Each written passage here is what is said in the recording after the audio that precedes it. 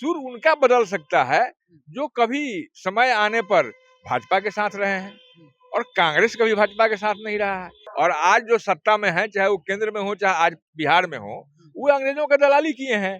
तो उस दलाली का सुर जो है कांग्रेस का नहीं है।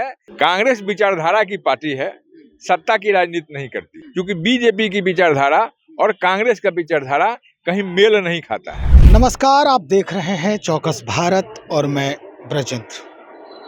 विधानसभा चुनाव के चंद महीने और रह गए हैं, लेकिन उससे पहले जो गठबंधन में हैं या गठबंधन से बाहर हैं, अपने चुनावी जमीन को तराशने के फिराक में, मजबूती प्रदान करने के फिराक में कई ऐसे तथ्य अब सामने आने लगे हैं बयानों के माध्यम से कि अब ऐसा लगता है कि एक ही स्टेज पर गाने और बजाने वाले लोग अलग अलग सुर, अलग अलग ताल देते नजर आ रहे हैं। सबसे पहले हम चर्चा करते हैं कांग्रेस पार्टी की, जो इंडी गठबंधन में है।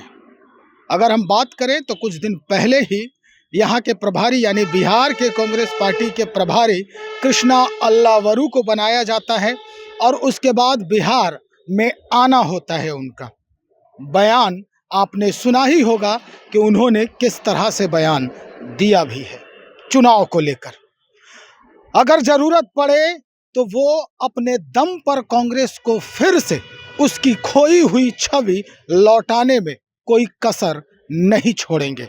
कृष्णा अल्लावरू का बयान इस तरह से भी था अगर समझा जाए तो। वहीं इंडी गठबंधन में अगर कहें बिहार की दूसरी सबसे बड़ी पार्टी आरजेडी की बात करें तो सदन में तेजस्वी यादव बयान देते नजर आ रहे हैं। उनका कहना है कि 1990 के पहले जो सरकार थी बिहार में, उसके द्वारा विकास के कार्यों का अगर आकलन किया जाए तो स्पष्ट हो जाएगा कि लालू प्रसाद यादव के आने के बाद यानी 1990 में आने के बाद ही विकास की ओर अग्रसर रहा है बिहार।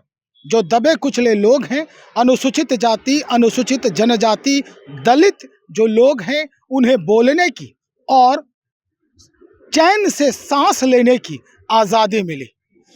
कई ऐसे सवाल हैं, लेकिन अब वसीम बरेलवी साहब का एक शेर जो है वो याद आता है। इस रिश्ते का भरम क्या कहना, इस रिश्ते का भरम क्या कहना, तेरा होना भी नहीं, तेरा कहलाना भी नहीं। इस पर हम चर्चा आगे बढ़ा रहे हैं। हमारा साथ देंगे आज कांग्रेस के वरीय नेता हैं डॉक्टर कमलदेव नारायण शुक्ल जी। इन्हीं से हम बातचीत करते हैं और आगे भी जानकारी हासिल करने का प्रयास करते हैं कि कांग्रेस पार्टी के तरफ से बयान कुछ आता है, इधर तेजस्वी यादव का बयान कुछ आता है। कांग्रेस और आरजेडी को कैसे अब देख रहे हैं इस चुनाव में आप लोग? देखिए, आरजेडी हमेशा कांग्रेस के स्वाभाविक गठबंधन का दल रहा है जी, और निश्चित रूप से बिहार में उनका जनाधार कांग्रेस से बेहतर जरूर है। लेकिन जहां तक कमिटेड कार्यकर्ताओं का बात है, आज भी मैं दावा के साथ कहता हूं कि बिहार में कांग्रेस के पास कमिटेड कार्यकर्ताओं की संख्या ज्यादा है, और यहां तक कि हर गांव में कम से कम 2 ऐसे कार्यकर्ता हैं जो कांग्रेस के लिए मरने मिटने के लिए तैयार हैं। ऐसी स्थिति में गठबंधन को तय करना है कि उनका टारगेट एनडीए है या उनका टारगेट कांग्रेस है। अभी तक कांग्रेस जिस हालात में पहुंची है उसमें उसके गठबंधन धर्म को पालन करने का ही सिद्धांत उसको यहां तक पहुंचाया है। ऐसे मौका भी अनेकों आए हैं जिसमें गठबंधन टूटा है। आप देखे होंगे कि 2000 में भी कांग्रेस सभी सीटों पर चुनाव लड़ी थी, जिस समय स्वर्गीय सदानंद बाबू अध्यक्ष थे, और उस समय 1980 के बाद सबसे अधिक युवा वर्ग के लोगों को टिकट दिया गया था, जिसमें एक हम भी शामिल थे, और हमारे पार्टी में को छोड़ने वाले भी जो पार्टी के अध्यक्ष रहे वो भी शामिल हैं, और आज जो अध्यक्ष हैं वो भी शामिल थे, लेकिन संजोग से वो राजद कोटे से थे। तो निश्चित रूप से कांग्रेस को मजबूत करने के लिए आला कमान चाहती है। राहुल जी का संकल्प है कि कांग्रेस अपने पैरों पर खड़ा हो, और अभी जो प्रभारी हमारे आए हैं कृष्णा अल्लावरू जी, उनके अभी तक के भाषणों से, वक्तव्यों से, चाहे वो मीटिंग सदाकत आश्रम में हो, चाहे क्षेत्रों में। क्षेत्रों में हो, चाहे अन्य प्रेस मीडिया को भी जो वक्तव्य उन्होंने दिया है, उनके वक्तव्य से झलकता है कि वो चाहते हैं कि कांग्रेस प्रदेश में मजबूत हो। गठबंधन आज की मजबूरी हो सकती है, लेकिन पार्टी के लिए मजबूरी ये भी है कि पार्टी को हम कैसे मजबूत करें, क्योंकि 1990 से प्रदेश में कांग्रेस सत्ता में नहीं है। कभी कभी गठबंधन में उस सत्ता में आई है, लेकिन जिस मनसूबा के साथ उस सत्ता में आई है वो मनसूबा पूरा नहीं हुआ। 1990 के पहले की बात तेजस्वी यादव कहते हैं कि क्या हुआ, विकास के जो बयार हैं 1990 के बाद बढ़ा है। आप कह रहे हैं कि 1990 से कांग्रेस सरकार में नहीं है। क्या लगता है जिसके साथ गठबंधन में है वही कांग्रेस के पैर में कुल्हाड़ी मारने का काम किया? ये उनका अपना चरित्र हो सकता है, उनकी अपनी सोच हो सकती है। कांग्रेस विचारधारा की पार्टी है, सत्ता की राजनीति नहीं करती है, और विचारधारा की लड़ाई में वह एनडीए के खिलाफ है, बीजेपी के खिलाफ है, क्योंकि बीजेपी की विचारधारा और कांग्रेस का विचारधारा कहीं मेल नहीं खाता है। तो फिर एक ही स्टेज पर बैठकर कांग्रेस अलग सुर जो है अलाप रही है और आरजेडी अलग ताल बजाते नजर आ रही है। कांग्रेस का सुर तो एक ही है कि हमको एनडीए को सफाया करना है। कांग्रेस का सुर एक ही है तो किसका कि सुर हमको होता है? अपने विचारधारा को स्थापित करना है। सुर उनका बदल सकता है जो कभी समय आने पर भाजपा के साथ रहे हैं, और कांग्रेस कभी भाजपा के साथ नहीं रहा है। कांग्रेस विचारधारा की लड़ाई लड़ी है, अंग्रेजों से लड़ी है देश को आजाद करने के लिए, और आज जो सत्ता में है, चाहे वो केंद्र में हो चाहे आज बिहार में हो, वो अंग्रेजों का दलाली किए हैं। तो वो दलाली का सुर जो है कांग्रेस का नहीं है। कांग्रेस अपने विचारधारा में देश हित में काम करती है, और डॉक्टर आज साहब, भी कांग्रेस उस पर कायम है। डॉक्टर साहब, आप मानते हैं कि 1990 के बाद 90 के पहले बिहार में विकास के बयार नहीं बढ़े जब कांग्रेस सत्ता पर काबिज थी बिहार के? मैं तो यही मानता हूँ, और जो भी नेता अगर यह बयान हाउस में दिए हैं तो या तो उनको इतिहास की जानकारी नहीं है, या आजादी के समय, आजादी के पूर्व, आजादी के बाद इस देश का क्या स्थिति था उसकी जानकारी उन्हें नहीं है, या अगर है तो जानबूझ के कांग्रेस को कटघरा में खड़ा करने का काम कर रहे हैं, जो दुर्भाग्यपूर्ण है, और गठबंधन धर्म का पालन नहीं करना हुआ। पिछले विधानसभा चुनाव की अगर बात करें तो 70 सीट मिले थे आपको, आरजेडी के गठबंधन में थे उस समय आप, 70 में 19 जीता। इस बार भी बयान है आपके प्रदेश अध्यक्ष का कि अगर मौका मिला, सीट बंटवारे अच्छे से हुए तो हम 50 से ऊपर सीट लाएंगे। अब ये जो वेरिएशन है, ये जो द्वंद्व है, या यूं कहें कि बयानों के जो बाण है, ये जो चलाए जा रहे हैं, वो सीधा किस पर प्रहार कर रहा है? पहले तो एक पार्ट में मैं आ जाता हूँ जो 1990 के पूर्व की सरकारों पर आरोप है। उस संदर्भ में मुझे ये भी कहना है कि हमारे जो अभी प्रदेश अध्यक्ष हैं, जो मुझे नहीं चाहते हैं, मैं उनकी पसंद नहीं हूँ, सिर्फ आप नहीं है, मैं उनकी पसंद नहीं हूँ, और मेरे जैसा वैसे नेता और कार्यकर्ता भी पसंद नहीं है जो कांग्रेस की बात करते हैं। तो हो सकता है यह सोच सोच की बात है, लेकिन हम कांग्रेसी हैं, हमारे अंदर कांग्रेस है, इसलिए हम कांग्रेस की ही बात करेंगे, चाहे इसके लिए मुझे कोई पसंद करे या न करे।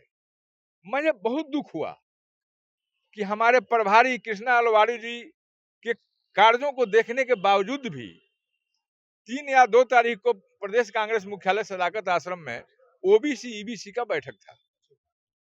वह कांग्रेस के ओबीसी ईबीसी का बैठक था, जो कांग्रेस आजादी के बाद से देश का बागडोर संभाली है, और जिस हालात में आजादी के समय देश था उससे बहुत आगे लाकर विश्व को बताने का काम किया है कि आज भारत जो है चौथा और पांचवा शक्ति के रूप में कायम हो रहा है। यह कांग्रेस का देन रहा है, यह एनडीए का देन रहा है, नहीं रहा है।